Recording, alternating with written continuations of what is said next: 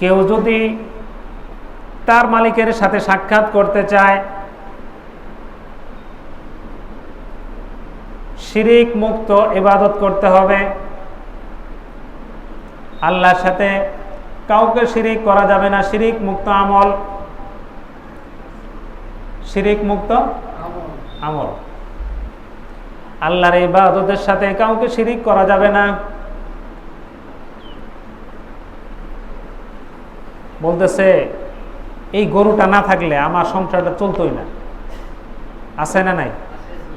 এই গরুটা না থাকলে আমার সংসার চলতো না। এই কথা বলাটাই শিরিক। এই জাতীয় কথা বলা কি শিরিক। আপনার চলার ব্যবস্থাপনা করেছেন কে? কে কিভাবে চলবে এগুলার ব্যবস্থাপনা কে করেন? আল্লাহ করেন। আমার এই পুকুরটা না থাকলে আমি চলতে পারতাম না। চালানো মালিক কে? সবাই কি পুকুর দিয়ে চলে নাকি? আল্লাহ তাআলা এক একজনকে এক একটা কাজের উসিলায় চালায়। বলেন সুবহানাল্লাহ। কেউ ব্যবসা, কেউ চাকরি, কেউ গরু, কেউ কৃষি, কেউ পুকুর, এক একজন এক একটা কাজের উসিলায় আল্লাহ তাআলা চালান। সুতরাং কাকে কিভাবে চালাবেন সেটা আল্লাহই ভালো জানেন। এই জন্য যে জিনিসের মাধ্যমে রিজিক আসে ওই জিনিসটাকে রিজিকের উৎস মনে না করা। রিজিকের উৎস না, রিজিকের উসিলা হতে পারে, কিন্তু উৎস মনে করা যাবে না। গাছে কাঁঠাল হয়, গাছে কি হয়? কাঁঠাল হয়। এই কাঁঠাল কি গাছ দেয় না আল্লাহ দেয়? তো গাছ যদি দেওয়ার ক্ষমতা থাকতো কাঁঠাল, তাহলে সব গাছেই কাঁঠাল হইতো এবং এক সাইজের হইতো, ঠিক কিনা? কাঁঠাল হচ্ছে ছোট বড়, কোনোটা হচ্ছে গোলাকার আর কোনোটা হচ্ছে উঁচু নিচু, আছে না নাই? কোনোটা হচ্ছে লম্বা, কোনোটা হচ্ছে গোল, বিভিন্ন রকমের হচ্ছে, ঠিক কিনা? আবার কোনোটা কাঁঠাল সুস্বাদু, কোনোটা পাঞ্চা, কোনোটা মিষ্টি বেশি, ঠিক কিনা? এই যে স্বাদের পরিবর্তন কে করেছেন? জোরে বলেন আল্লাহ করেছেন। সুতরাং ইবাদতের সাথে কাউকে শিরিক করা যাবে না। আল্লাহ তাআলা এক জায়গায় বলেছেন, ইয়া আইয়ুহান নাসু বুরিবা মাসালুন ফাসতামিউ লাহ। হে মানুষ, আমি তোমাদেরকে একটি উদাহরণ দিচ্ছি, তোমরা শুনো। ফাসতামিউ লাহ, তোমরা আমার কথাগুলি শুনো। আল্লাহ বলতেছেন ডাক দিয়ে, ইয়া আইয়ুহান নাস, হে মানুষ তোমরা আমার কথাগুলি শোনো। দুরিবা মাসালুন ফাসতামিউ লাহ, কিছু কথা আমি তোমাদেরকে বলছি, তোমরা মনোযোগ সহকারে শোনো। ইন্নাল্লাযীনা তাদউনা মিন দুনিল্লাহ, তোমরা আল্লাহ ছাড়া যাদেরকে ডাকো, আল্লাহ ছাড়া যাদেরকে ডাকো, লা ইয়াখলুকু যুবাবান ওয়া লাউ ইজতামাউ লাহ, তারা একটা মাছিও সৃষ্টি করতে পারে না, বরং তারা একটা মাছির পাখাও সৃষ্টি করতে পারে না। আল্লাহ ছাড়া তোমরা যাদেরকে ডাকো এরা মাছিও সৃষ্টি করতে পারে না, মাছির পাখাও সৃষ্টি করতে তারা পারে না। এবং মাছি তাদের সামনে থেকে যে খাদ্য সামগ্রী নিয়ে যায়, নিয়ে যাওয়ার পর সেখান থেকে এই খাদ্য সামগ্রী তারা উদ্ধারও করতে পারেন। ওয়া ইয়াসলুবুহুমু যুবাবু শাইআন লা ইস্তানকিযুহু মিন দুআফাত তালিব ওয়াল মাতলুব।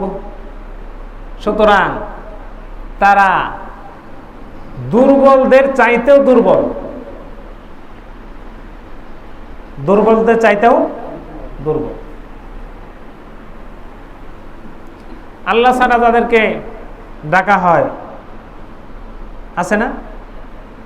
জোরে বলেন আছে না নাই?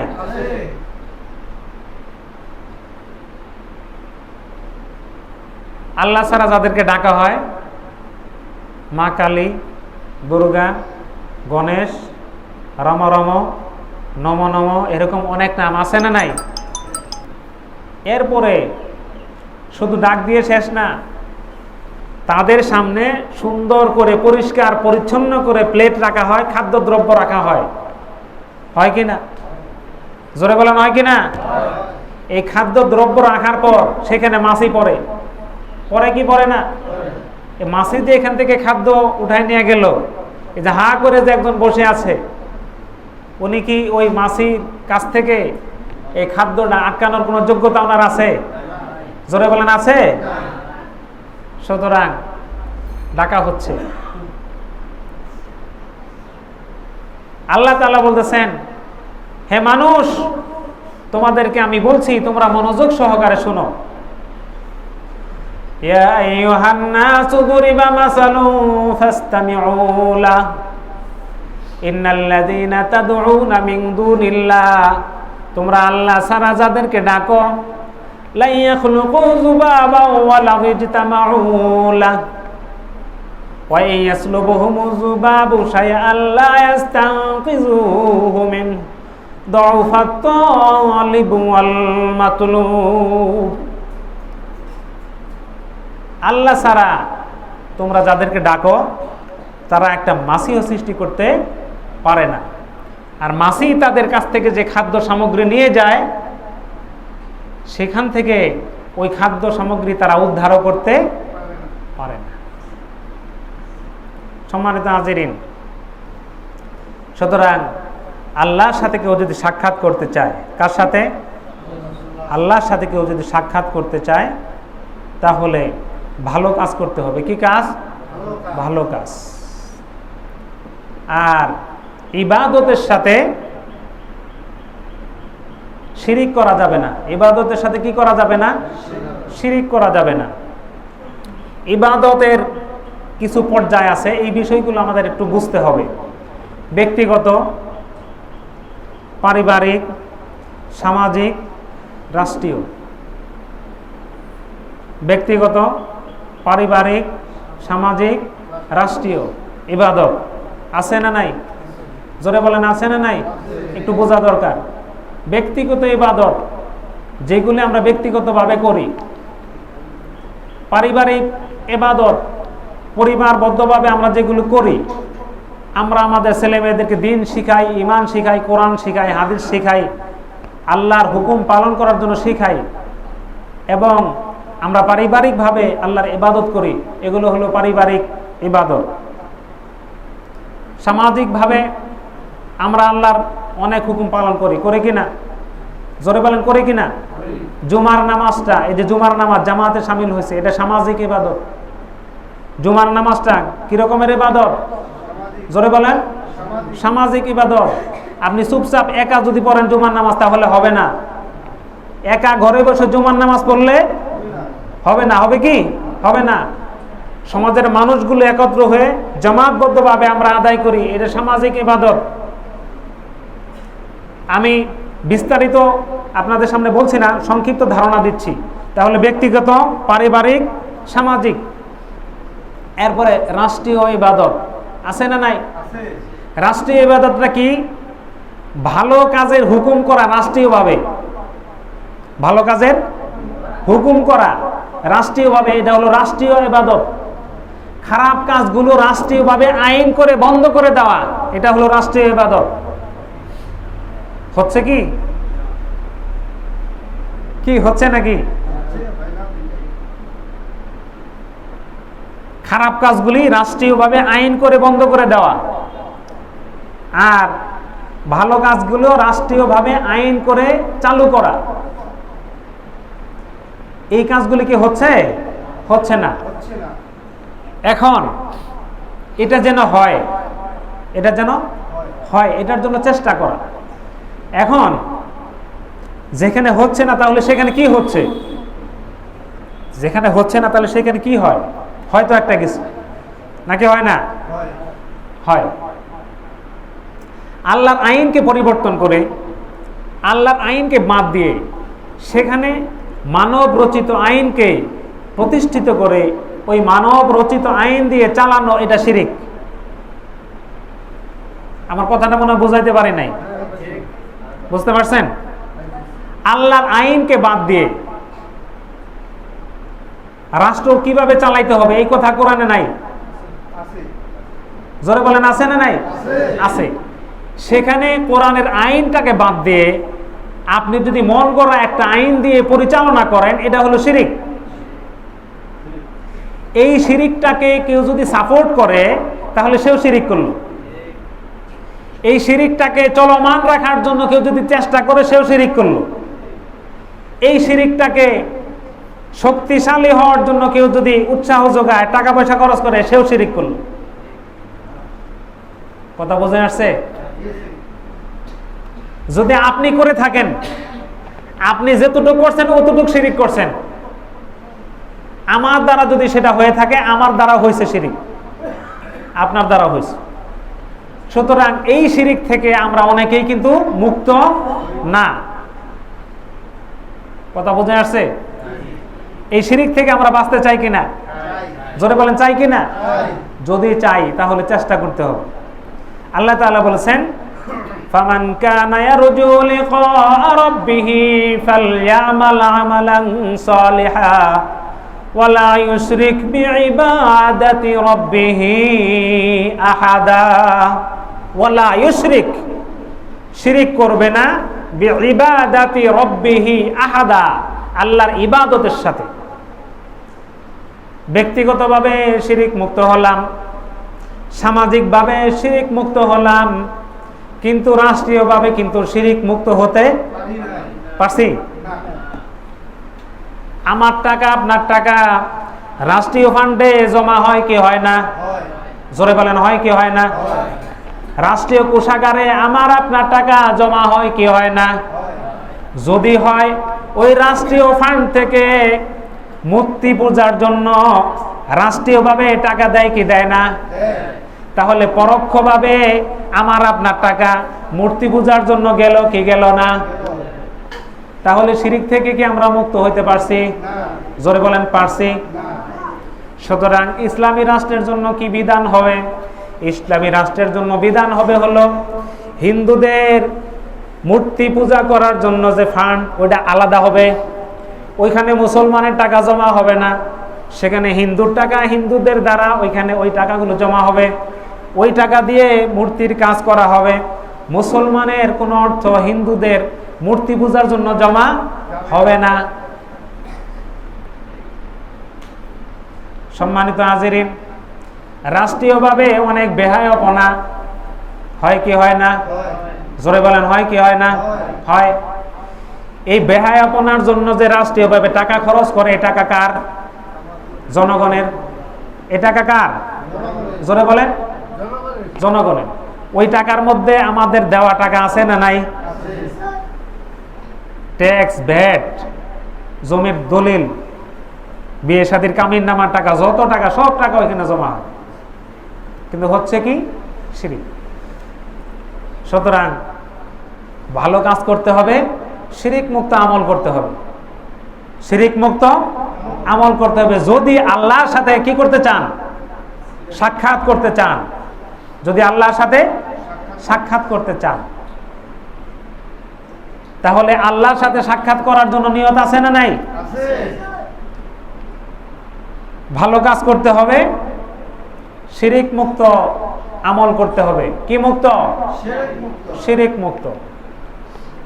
ব্যক্তি, পরিবার, সমাজ, রাষ্ট্র, এই চারটা পর্যায়ে যে আমল, এই চারটা আমলেই করতে হবে শিরিক মুক্ত। এই চারটা পর্যায়ের আমল কি করতে হবে? জোরে বলেন শিরিক মুক্ত। এই শিরিক মুক্ত যদি আমল করতে পারেন, এই শিরিক মুক্ত আমল যদি আমরা করতে পারি, তাহলে আমরা আল্লাহর সাথে সাক্ষাৎ করতে পারবো। আর শিরিক মুক্ত আমল যদি করতে না পারি, তাহলে আল্লাহর সাথে আমাদের সাক্ষাৎ হবে। সম্মানিত হাজিরিন, যে কথাগুলো বললাম অজগবি কথা মনে হলো নাকি? কোরআনুল কারীমের সূরাতুল কাহাফ, সূরাতুল কাহাফ কোন সূরা? সূরা কাহাফ 110 নম্বর আয়াত, সর্বশেষ আয়াত। এই আয়াতের সংক্ষিপ্ত ব্যাখ্যা করা হয়েছে। বিস্তারিত ব্যাখ্যা করলে তার অনেক সময় লাগবে, আর অনেক কথা হবে। এজন্য সংক্ষিপ্ত আলোচনা করেছি সূরাতুল কাহাফ থেকে। 110 নম্বর আয়াত। এটা হলো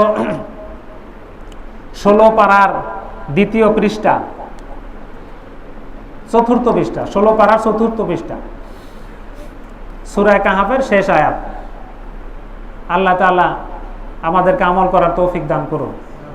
সম্মানিত হাজিরিন, জুমার আমল একটি গুরুত্বপূর্ণ আমল। এই আমল সুন্দরভাবে করা দরকার, এই আমলটি ভালোভাবে করা দরকার। এই জন্য মেহেরবানি করে চেষ্টা করবেন যাতে সঠিক সময়ে মসজিদে আসা যায়। অন্তত আজান দেওয়ার সাথে সাথে যেন মসজিদে প্রবেশ করা যায়। আমরা তো আস্তে আস্তে এমন একটা টাইম আসে যখন নামাজ শুরু হবে। হাদিস শরীফে আসছে, নামাজে আসতে অলসতা করা এই লক্ষণটা মুনাফিকের। কিসের লক্ষণ? জোরে বলেন, জোরে বলেন। মুনাফিকের লক্ষণ। নামাজে আসতে অলসতা করা মুনাফিকের লক্ষণ। এই জন্য মেহেরবানি করে চেষ্টা করবেন যাতে আগে ভাগে আসা যায়। শুক্রবারে যদি আপনি আজান থেকে আজান, খুতবা থেকে খুতবা, আজান থেকে আজান, খুতবা থেকে খুতবা, এই আমলগুলো যদি আপনি সঠিকভাবে করতে পারেন, বিগত সপ্তাহের পিছনের সকল গুণ আল্লাহ তাআলা মাফ করে দেবেন। তিরমিজি শরীফের হাদিস, হাদিসটি মুসলিম শরীফে আসছে, তিরমিজি শরীফে আসছে, আবু দাউদ শরীফে আসছে। আজান থেকে আজান, খুতবা থেকে খুতবা, মানে এই সব আমলগুলি আপনার ঠিকঠাক মতো করতে হবে। আপনি আসলেন সবার পরে, আবার সালাম শেষ করে চলে গেলেন সবার আগে, এরকম যদি হয় তাহলে তো এই আমলের সাথে আপনি অ্যাড হইতে পারলেন না। এই জন্য মেহেরবানি করে আপনারা এই আমলগুলি করার চেষ্টা করবেন।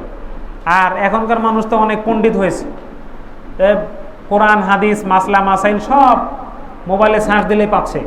এই জন্য মানুষ আর মসজিদে আসতে চায় না, যে মোবাইলে কত বড় বড় আলেমদের কথা শোনা যায়, এই মৌলানা সাহেবের কথা আমরা নাই শুনলাম, এরকম একটা ভাব আছে না নাই? পকেটেই তো সব আছে। তা আপনি মোবাইলে ফেসবুকে আপনি যত আপনি ওয়াজ শুনেন, যত কথা শুনেন, ওইটা আপনার এলেম শিক্ষার যে একটা তরতিব, এলেম শিক্ষার যে একটা তরিকা, এলেম শিক্ষার যে একটা সুন্নত নিয়ম আছে, ওই নিয়মের মধ্যে ওইটা পড়ে না। আল্লাহ রাসূল সাল্লাল্লাহু আলাইহি সাল্লাম সাহাবায়ে কেরামদেরকে নিয়ে আলোচনা করছেন, সামনাসামনি না হইতে কথা বোঝে না। রাসূলুল্লাহ সাল্লাল্লাহু আলাইহি সাল্লাম সাহাবায়ে কেরামদেরকে নিয়ে যে মজলিসগুলো করছে, ইলমি তাকরারগুলো যে করছে, ইলমি মজলিসগুলো যে করছে, এগুলো সামনাসামনি না আউলিতে? সামনাসামনি। রাসূলুল্লাহ সাল্লাল্লাহু আলাইহি সাল্লাম সামনে বসছেন। মজলিসে বসার একটা সওয়াব আছে, মজলিসে বসার কি আছে? একটা সওয়াব আছে। আপনি ফেসবুক থেকে যদি সেখানে এই সওয়াবটা তো আপনি পাইলেন না, পাওয়া গেল কি? আল্লামা জালালউদ্দিন রুমি রহমাতুল্লাহ আলাইহি বলেছেন, এক জামানা সোহবতে বা আউলিয়া বেহতেরাসাত সালাতা আজবেরিয়া। বলেন সুবহানাল্লাহ।